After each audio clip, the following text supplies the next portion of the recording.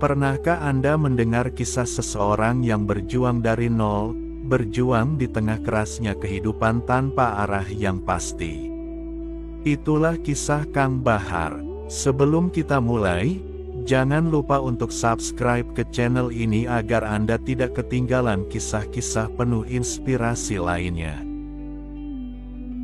Kang Bahar berasal dari keluarga sederhana di sebuah desa kecil di Kabupaten Garut.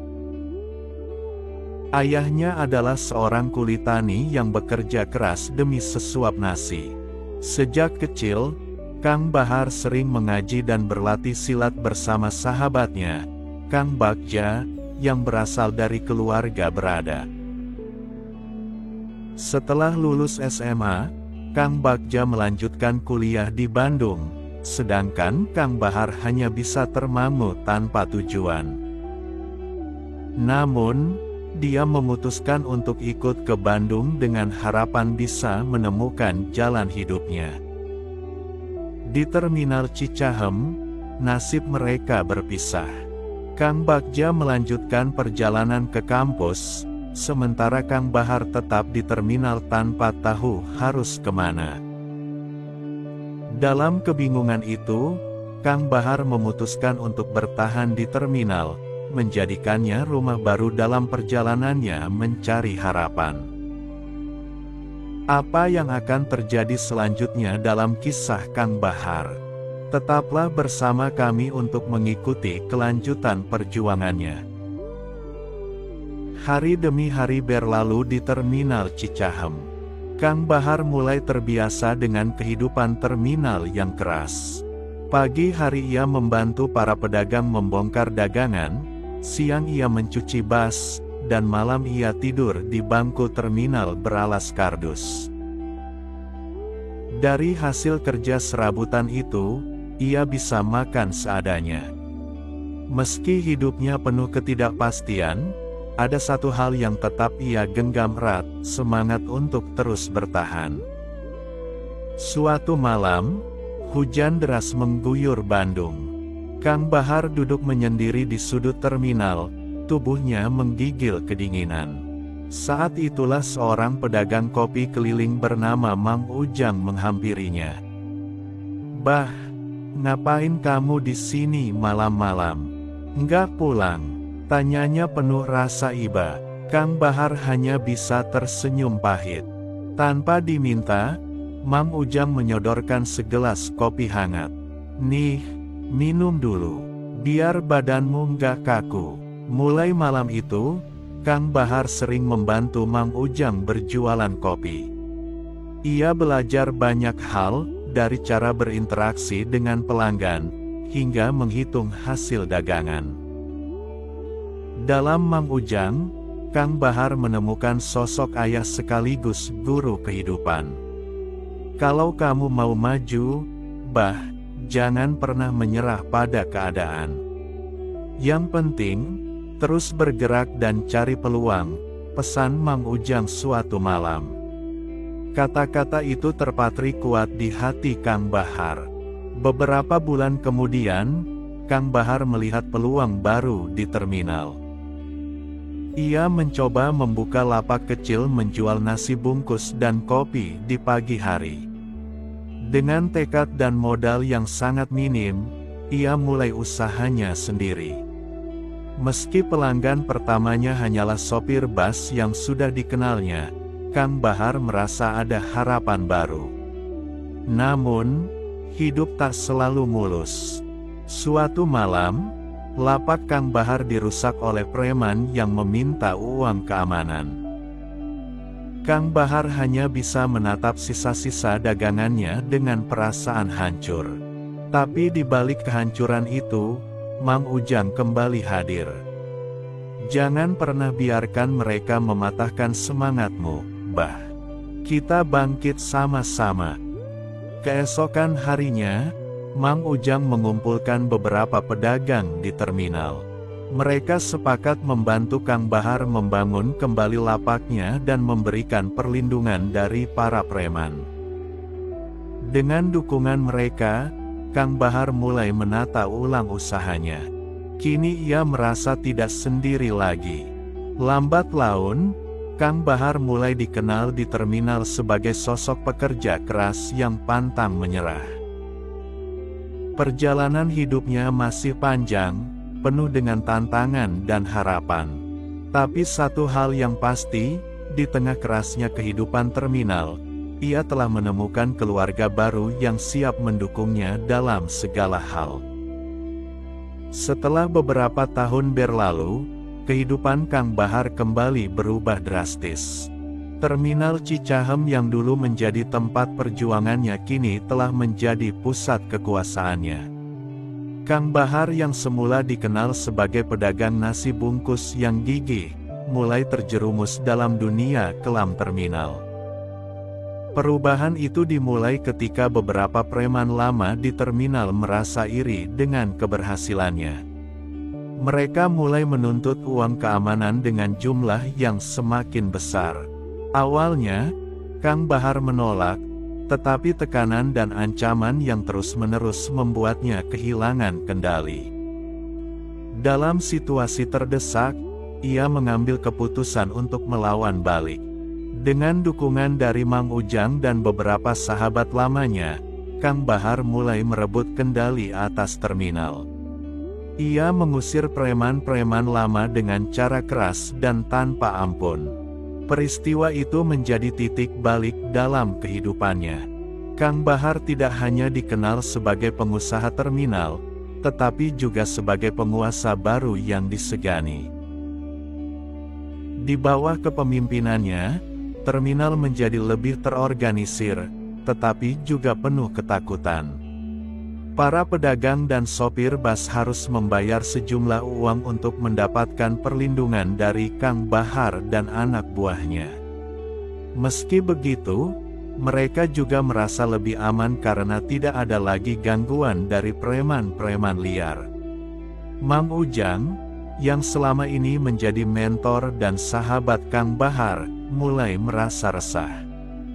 "Bahar, ini bukan jalan yang kita bayangkan dulu. Kamu bisa sukses tanpa harus mengandalkan kekerasan," katanya suatu malam. Namun, Kang Bahar yang sudah terjebak dalam kekuasaan hanya tersenyum dingin. "Mang, dunia ini keras. Kalau aku tidak kuat, aku yang akan dihancurkan," jawabnya tegas. Seiring waktu, kekuasaan Kang Bahar semakin meluas.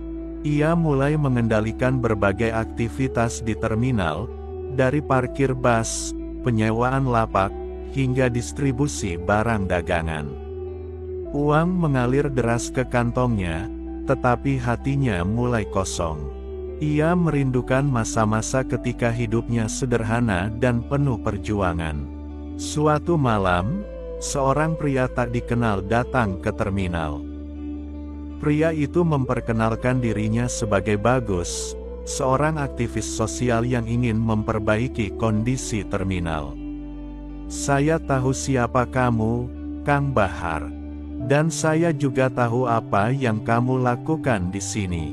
Tapi kamu masih punya kesempatan untuk berubah," ucap Bagus dengan tegas. Pertemuan itu mengguncang hati Kang Bahar. Ia teringat pada masa lalunya, saat ia hanya seorang pemuda lugu yang mencari harapan di terminal ini. Kata-kata Bagus terus terngiang di telinganya, tetapi ia masih ragu untuk mengambil keputusan. Di tengah dilema itu, Mang Ujang jatuh sakit parah. Kang Bahar yang merasa bersalah karena mengabaikan sahabat lamanya segera membawanya ke rumah sakit. Di ranjang rumah sakit, Mang Ujang berkata dengan suara lemah, "Bahar, kalau aku pergi nanti, aku hanya ingin melihat kamu kembali jadi orang baik. Jangan biarkan terminal ini menghancurkan hatimu."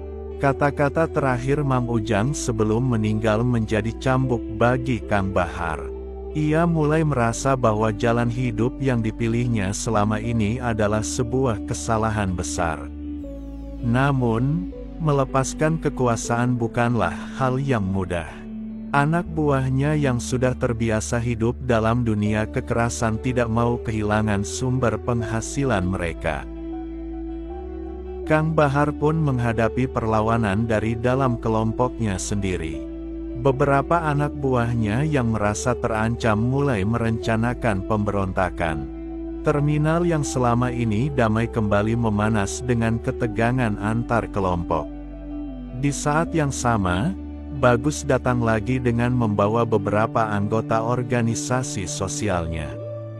Mereka menawarkan bantuan untuk mengembalikan terminal menjadi tempat yang lebih aman dan damai tanpa kekerasan.